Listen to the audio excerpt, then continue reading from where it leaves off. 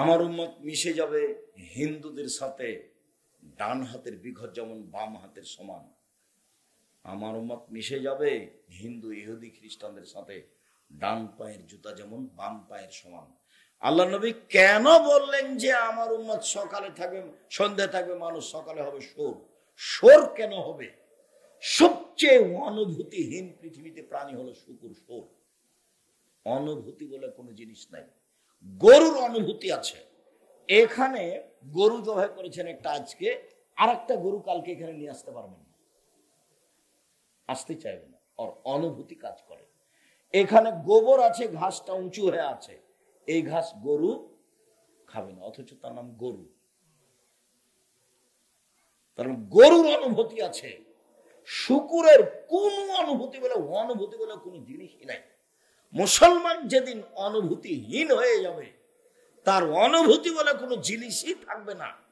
প্যান্টটা টাকানোর নিচে থাকা তার কাছে কোনো ব্যাপারই নয়, দাড়ি চাঁচা তার কাছে কোনো ব্যাপারই নয়, মোবাইলে ল্যাংটা মেয়ে দেখা তার কাছে কোনো ব্যাপারই নয়, দিন রাত গান বাজনা তার কাছে কোনো সমস্যাই নয়। আর আপনার ছবিওয়ালা গেঞ্জি পায়জামা প্যান্ট পরা তার কাছে কোনো সমস্যাই নাই। আর মেয়ে স্কিন পায়জামা পরা তার কাছে কোনো ব্যাপারই নয়। আর ওই যে গাড়িটা যাবে ডান দিকে না গিয়ে বাম দিকে যাবে, এটা তার কাছে কোনো সমস্যাই নেই।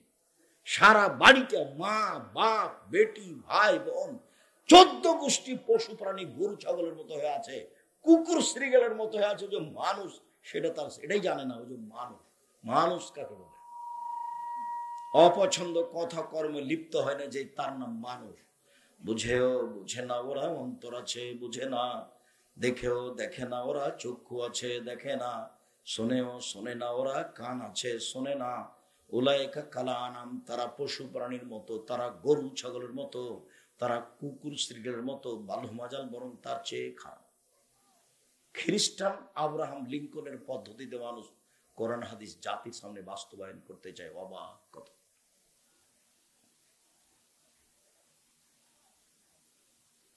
বলছিলাম, সম্মানিত দিনী ভাই বোন, রাসূল সাল্লাল্লাহু আলাইহি সাল্লাম বলছেন, আমি কি তোমাদের বলে দিব না এমন একটা কথা যাতে পাপ মিটে যাবে, মান বেড়ে যাবে? আমি কি তোমাদের এমন একটা কথা বলে দিব না যাতে পাপ মিটে যাবে, মান বেড়ে যাবে? তো সাহাবীগণ বলেন, বলা হ্যাঁ বলেন, সেটা কি? যাতে পাপ মিটে যাবে, মান। এই ছেলে, এই বসো, ঠান্ডায় বসে থাকো, আমাকে কাজ দেখাচ্ছ? বিরক্ত হয়ে গেলে? আমি রাজশাহী থেকে এসে কষ্ট করে এসেছি, আমি বিরক্ত হলাম না, তুমি বিরক্ত হয়ে গেলে? কি দেখাইছো আমাকে? তোমার শিষ্টাচার কেন এত দুর্বল?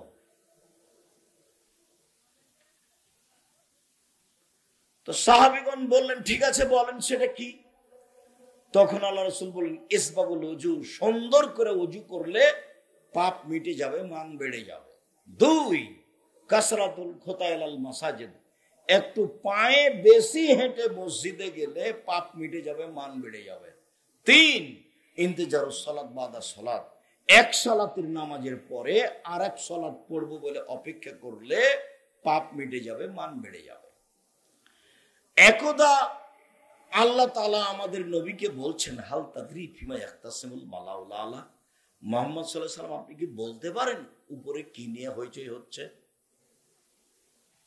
তখন আল্লাহ রাসূল বললেন, হ্যাঁ আমি বলতে পারি উপরে কি নিয়ে হইচই হচ্ছে। তারপর আল্লাহ রাসূল বললেন, ফিল কাফারাত, মানুষের পাপ কিসে মিটে যাবে, কিভাবে মান বেড়ে যাবে, এই নিয়ে ফেরেশতাগণ বলা বলি করছেন। 1, ইসবাগুল ওযু আলাল মাকারিহি, কষ্ট করে ভালো করে ওযু করলে পাপ মিটে যাবে, মান বেড়ে যাবে। 2, আল মাকসু ফিল মাসাজিদ বাদা সালাওয়াত, সালাতের পরে মসজিদে বসে তাসবিহ তাহলিল জিকির আজকার করলে পাপ মিটে যাবে, মান বেড়ে যাবে। 3, আল মাশিউ আলাল আকদাম, মসজিদে বসে আযিক্র ফিল মাসাজিদ বাদা সালাওয়াত, সালাতের পরে মসজিদে বসে বসে জিকির আজকার করলে পাপ মিটে যাবে, মান বেড়ে যাবে। এই কথা বলার পর আল্লাহ রাসূল বলছেন, মান ফালা যালিকা আশাবে খাইরিন ও মাতাবে খাইরিন, এইটা যে করলো তার মরে যাওয়া ভালো, তার বেঁচে থাকা ভালো, তার মরে যাওয়া ভালো, তার বেঁচে থাকা ভালো। এইটুকু বলার পরে আল্লাহ নবী বলছেন এরপরে লোকটা হয়ে যায় সেই দিনের মতো যেদিন তার মাতাকে জন্ম দিয়েছে, নিষ্পাপ হয়ে যায়।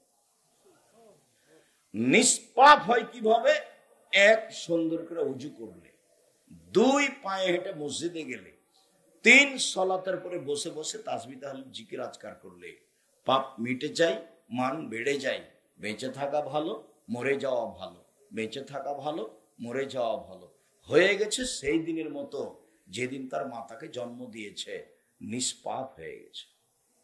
আর একটা কাজে মানুষ নিষ্পাপ হয়, তা হলো হজ কবুল হলে মানুষ হয়ে যায় সেদিনের মতো যেদিন তার মাতাকে জন্ম দিয়েছে, নিষ্পাপ হয়ে যায়। আর একটা কাজে মানুষ নিষ্পাপ হয়, অসুস্থ হওয়ার পরে যদি বলে আলহামদুলিল্লাহ, অসুস্থ হওয়ার পরে যদি বলে আলহামদুলিল্লাহ, তাহলে লোকটা হয়ে যায় সেদিনের মতো যেদিন তার মাতাকে জন্ম দিয়েছেন, নিষ্পাপ হয়ে যায়।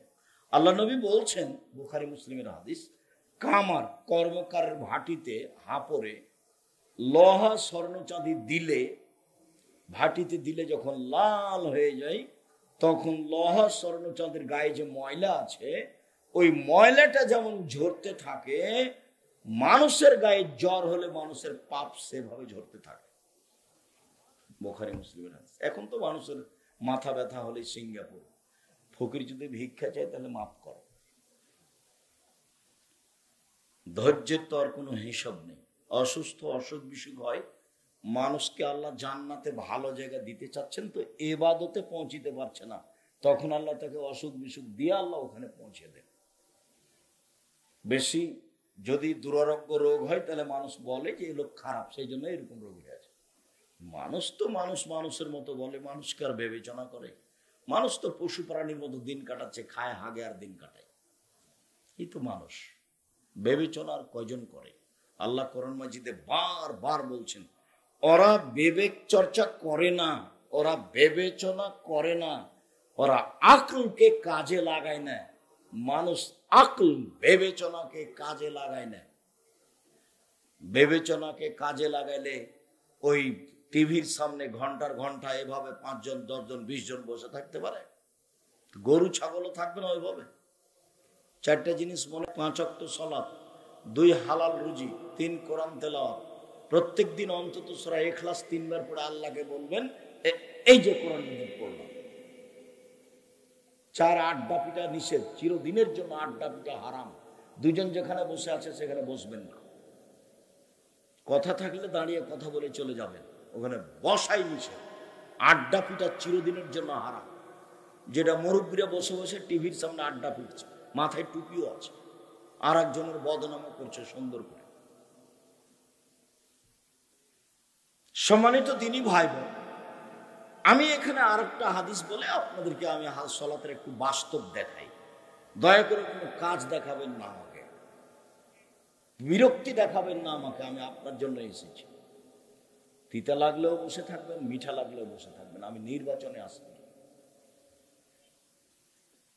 উবাদ ইবনে সামিত রাদিয়াল্লাহু তাআলা আনহু বলেন, রাসূল সাল্লাল্লাহু আলাইহি সাল্লাম বলেছেন, আস-সালাতুল খামস ইফতারাজাহুল্লাহু তাআলা।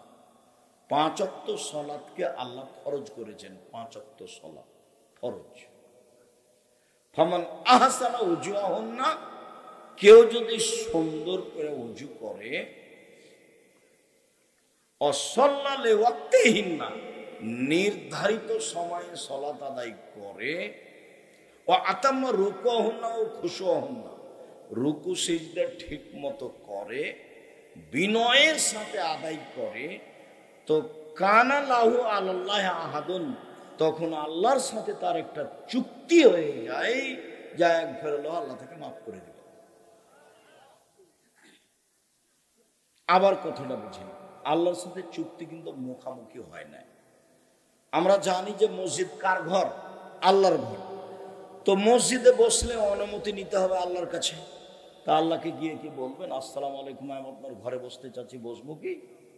এভাবে কি বলবেন? কি করবেন? 2 রাকাত সালাত, এটা হলো পদ্ধতি। 2 রাকাত সালাত মানে উনি অনুমতি দিলেন, এখন বস। ও তো আর সরাসরি কথা বলা যাবে না। তো ঘর তো আল্লাহর, বসবেন যে তো কিভাবে বসবেন? তো পদ্ধতি অনুমতি। অনুমতি কি? দূরে কাজ সালাম।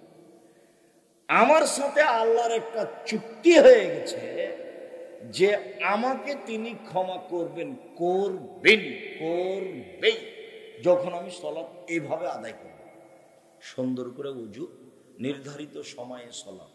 অনেকেই আসরের সালাত আদায় করছে সূর্য ডুবে তখন, অনেকেই ফজরের সালাত আদায় করছে যখন সূর্য উঠে তখন।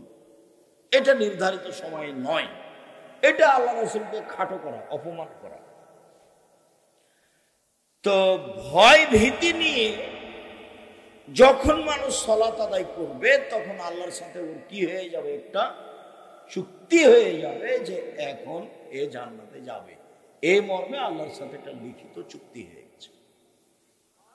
ওয়াইল্লাম ইয়াফআল, যদি এইভাবে সালাত আদায় না করে, ফালাইসাল্লাহু আহাদুন আলাল্লাহি, তখন আল্লাহর সাথে আর চুক্তি হয়নি। ইনসা আদাবাহু ওয়া ইনসা গাফারা লাহু, আল্লাহ চাইলে শাস্তি দিবেন, চাইলে ক্ষমা করবেন, চুক্তি হয়নি। এখন চাইলে শাস্তি দিবেন, চাইলে ক্ষমা করবেন। রাসূলের পদ্ধতিতেই সালাত আদায় করতে হবে এবং পারিবারিক বিষয়ে খুব শক্ত হতে হবে। 3 শ্রেণীর মানুষ জান্নাতে যাবে না। তার এক শ্রেণীর মানুষ নিয়মিত নেশাদার দ্রব্য খায়, পান করে। যে এক শ্রেণীর মানুষ পুরুষের বেশধারী নারী। এক শ্রেণীর মানুষ যারা দায়ুস, স্ত্রী ছেলে মেয়েকে কন্ট্রোলে রাখে না। বাপ মানে জন্ম দিলেই বাপ হওয়া যায় না। মা মানে বাচ্চাকে প্রসব করালেই মা হওয়া যায় না। মার জন্য কিছু নিয়ম নীতি আছে। জাবের বলছেন যে আমরা যুদ্ধ করে আসছিলাম, মদিনায় ঢুকব। তখন আল্লাহ রাসূল বলেন, এই থামাই থামো, সবাই এখানে অপেক্ষা করো, আমরা সকালে মদিনায় ঢুকব, এখন এখানেই থাকি। তো জাবের রাদিয়াল্লাহু তাআলা বললেন, আল্লাহর নবী, আমি তো নতুন বিবাহ করেছি, আমাকে একটু বাড়ি যেতে অনুমতি দেন। তখন আল্লাহ রাসূল বলছিল, আচ্ছা তুমি নতুন বিবাহ করেছো, তো কুমারী মেয়ে বিবাহ করেছো না তালাক প্রাপ্ত মেয়ে বিবাহ করেছো? আল্লাহ রাসূল এই দিকে চলে গেলেন। তো জাবের বললেন, আমি তালাক প্রাপ্ত বেশি বয়সের মেয়ে বিবাহ করেছি। তো আল্লাহ রাসূল বললেন, কেন তুমি কুমারী মেয়ে বিবাহ করলে না? হাল্লা বিক্রম তোলায় বহ তোলায় বোকা। কুমারী মেয়ে তুমি বিবাহ করতে, তুমি তার সাথে খেলতে, ও তোমার সাথে খেলতো। কুমারী মেয়ে তুমি কেন বিবাহ করলে না? তুমি তার সাথে খেলতে, ও তোমার সাথে খেলতো। তখন জাবের রাদিয়াল্লাহু তাআলা আনহু বলেন যে, আল্লাহ নবী শোনেন, আমার আব্বা উহুদের যুদ্ধে শহীদ হয়েছেন 9 জন মেয়ে রেখে। আমার আব্বা উহুদের যুদ্ধে শহীদ হয়েছেন 9 জন মেয়ে রেখে। আক্রাহু আন আতাজাওয়াজা বিসলাহুন্না ওয়া ফি রিওয়ায়াতিন খারকা, আমার বোনদের মতো কম বয়সের, কম বুদ্ধির মেয়েকে বিবাহ করা পছন্দ করিনি 4টা কারণে। আমার বোনদের সমবয়সের, কম বয়সের, কম বুদ্ধির মেয়েকে বিবাহ করা পছন্দ করিনি 4টা কারণে। 1, লিতুয়াল্লিমাহুন্না, আমার স্ত্রী যেন আমার বোনদেরকে বিদ্যা শিখাতে পারে। মায়ের কাজ কি? বাচ্চাদেরকে বিদ্যা শিখানো। 2, লিতুয়াদ্দিবাহুন্না, আমার স্ত্রী যেন আমার বোনদেরকে শিষ্টাচার শিখাতে পারে। শিষ্টাচার, শিষ্টাচার কি জিনিস? শিষ্টাচার হলো ঘোড়ার ডিম। শিষ্টাচার মানুষ কি বুঝবে? শিষ্টাচার, শিষ্টাচার জীবনে কোনোদিন পাতা পড়ে না। শিষ্টাচার কি? একটু বলে ফিরে আসছে। 3, বলে তুরাজ্জালাহুন্না, আমার স্ত্রী যেন আমার বোনদের মাথার চুল চিরুনি করে, সাজগোজ করে, সুন্দর করে, পরিপাটি করে রাখতে পারে। এই জন্য বেশি বয়সের মেয়ে বিবাহ করেছে। 4, বলে তাকুমা আলাইহিন্না, আমার স্ত্রী যেন আমার বোনদেরকে পাহারা দিতে পারে। পাহারা। তো আপনার মেয়ে এখানে আছে, আপনার স্ত্রীও আজকে এখানে আছে। আপনার মেয়ের নখটা বড় আছে, নখে নেইল পালিশ আছে। তো ইহুদি খ্রিস্টানদের পতিতালয়ের মেয়েদের বৈশিষ্ট্য হচ্ছে নখে নেইল পালিশ দেওয়া। ইহুদি খ্রিস্টানদের পতিতালয়ের মেয়েদের বৈশিষ্ট্য হচ্ছে নখে নেইল পালিশ দেওয়া। তো এবার বলেন আপনার স্ত্রী কি আপনার মেয়েকে শিষ্টাচার শিখিয়েছে? আপনি কি শিখিয়েছেন? আমি জানি এটাই আপনার মেয়ের মা, এটাই আপনার স্ত্রীর কথা জানি, কিন্তু আমি জানার পরে বলেছি আপনার মেয়েকে যে আপনার মেয়ে যেন আপনার স্ত্রীকে খালা বলে ডাকে, সৎ মা বলে ডাকে। ও তো পরিবারের সাথে খারাপ আচরণ করেছে, ওর মেয়ের নখ বড় থাকবে কেন? কেন নেল পালিশ দেওয়া থাকে? ও মা নয়, ও সৎ মা, ও খালা। মা তো মাই। শিষ্টাচার কি জিনিস? শিষ্টাচার কি জিনিস? মেয়ের সামনের চুল ছোট আছে তখনও সে মা শিষ্টাচার শিখিয়েছে। স্কিন পায়জামা পরে আছে তখনও শিষ্টাচার। এটা এমন পায়জামা পরে আছে আর একটা মানুষ ঢুকবে সে পায়জামার ভিতরে, তখনও সেটা শিষ্টাচার। নখ বড় আছে তখনও সেটা শিষ্টাচার। কপালে টিপ আছে তখনও সেটা শিষ্টাচার। আপনার স্ত্রী ডান হাতে বাচ্চার জামাটা না পরে বাম হাতাকে ঢুকিয়েছে, তখনও শিষ্টাচার। ডান পায়ের জুতাটা আগে না পরে বাম পায়েরটা পরিয়েছে, তখনও শিষ্টাচার। আপনার স্ত্রী আপনার বাচ্চাকে দুধ খাওয়ায়, একদিনও বিসমিল্লাহ বলে না। ও তো গরু ছাগলের মতো, কুকুর চিড়িকালের মতো, প্রাণীর মতো, একদিনও বলে না বিসমিল্লাহ। আল্লাহ নবী বলছেন যদি বিসমিল্লাহ না বলে তো ওই দুধ শয়তান খাবে, নিশ্চিত খাবে, অবধারিত খাবে। আল্লাহ নবী বলেছেন খাবে, অতএব খাবেই খাবে। শিষ্টাচার কাকে বলে? শিষ্টাচার কি জিনিস? আপনার স্ত্রী আপনার বাচ্চাকে এমনি সরিয়ে দেয়, অথচ ডান কাতে শুধু বলতে হবে। শিষ্টাচার কি জিনিস? পেশাব পায়খানে ঢোকার সময় বলে দিতে হবে আম্মু দোয়া পড়ে ঢোকো। শিষ্টাচার কি জিনিস? আব্বু মসজিদে ঢোকলে ডান পা আগে দিও। শিষ্টাচার কি জিনিস? মানুষ সামনে পড়লে সালাম দিও। শিষ্টাচার কি জিনিস? বাসা থেকে বের হলে সালাম দিয়ে বের হবে। শিষ্টাচার কি জিনিস? বাড়িতে ঢুকলে সালাম দিয়ে ঢুকবে। শিষ্টাচার কি জিনিস? শিষ্টাচার কাকে বলে? আপনার পুরো জীবনটা মানুষের মতো না। আপনি কষ্ট নিয়েন না, আপনাকে আমি কষ্ট দিতে আসিনি। এটা তো গায়বান্ধা। আব্দুর রাজ্জাক সাহেব, গায়বান্ধা মানে কি বলতে চান? গায়বান্ধা মানে বলতে চাই যে এরা যৌতুক নেই। গায়বান্ধা মানে বলতে চাই যে এরা বোনকে জমি দেয় না। অন্য জেলা তো আছে, তবে এই জেলায় বেশি দেই। তো তখন আমি ছেলেটাকে বললাম যে দেখো, তোমার বাপকে যদি আমি কুকুর স্ত্রীগুলোর চেয়ে খারাপ প্রমাণ করতে না পারি, বক্তব্য দেবো না। তোমার দাদা 10 বছর হলো মরা, 15 শতক জমি রেখে গেছে। তোমার ফুফু নিবে 5 শতক, আর তোমার দাদা নিবে 10 শতক। তোমার বাপ নিবে সকালে, আর তোমার ফুফু নিবে বিকালে। এটাই প্রমাণ করে দেখি। তোমার ফুফু জমি চাইলে তোমার বাপ খেপে উঠবে, যা যা চলে যা, কেনে এখন যা, তুই এখন যা।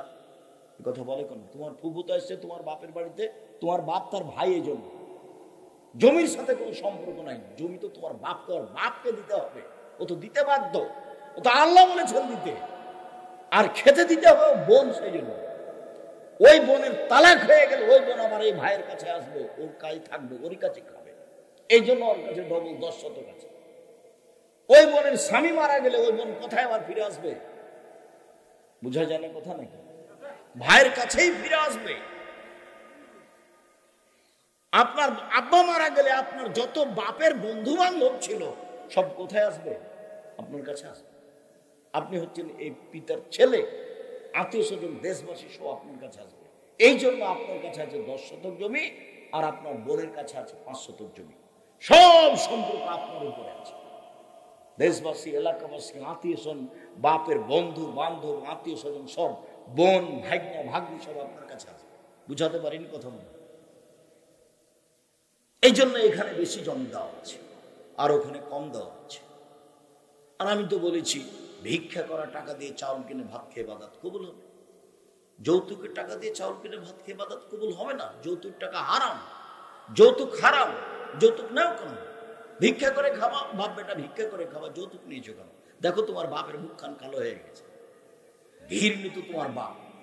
24 ঘন্টার মধ্যে টাকা পয়সা, মোটরসাইকেল টাকা পয়সা ফেরত দিবা। পশু প্রাণীর মতো বেঁচে থেকে লাভ নেই, কাজ করে খাবো। আব্দুর রাজ্জাক বিন ইউসুফ বলেছেন চকলেট বিক্রি করে খাবো, সারাদিন চকলেট বিক্রি করবো, 300 টাকা লাভ হবে, এই যে রুজি। মানুষের বাড়িতে কাজ করবো, দিন গেলে 500-600 টাকা পাবো, এই যে রুজি, সম্মানিত রুজি। যৌতুক নিব কেন? 24 ঘন্টার মধ্যে ফেরত দিব। তো কুকুর সিরিয়ালের কাজ, পশু প্রাণীর কাজ, মানুষের কাজ নয়, ও তো হারাম। যৌতুকের টাকা দিয়ে চাউল কিনে ভাত খেয়ে বাদাত কবুল হবে না। এই যে বললাম, কোন মায়ের বেটা কিয়ামত পর্যন্ত থেকে এভাবে উল্টে ধরতে পারবে না, যা বলছি সেটাই থাকবে। সম্মানিত দিনী ভাই বোন, রাসূল সাল্লাল্লাহু আলাইহি ওয়াসাল্লাম বলেন, সাল্লু কামা রাআইতুমুনি উসাল্লি। পৃথিবীর মানুষ, তোমরা সালাত আদায় করে যেভাবে আমাকে সালাত আদায় করতে দেখছো, একটু সালাত শুরু করার পূর্বে সুন্দর করে ওযু করে নেবেন। সুন্দর ওযু মানে সব অঙ্গ 3 বার করে ধুইতে হবে। একবার ধুইতে গিয়ে 10 বার পানি লাগবে। কবজি পর্যন্ত যখন ভিজে গেছে তখন একবার ধোয়া। ধোয়া জায়গায় পানি দিয়ে ধোয়ার মানে দ্বিতীয়বার ধোয়া। ধোয়া জায়গায় পানি দিয়ে ধোয়ার নাম তৃতীয়বার ধোয়া। এ হলো সুন্দর ওযু।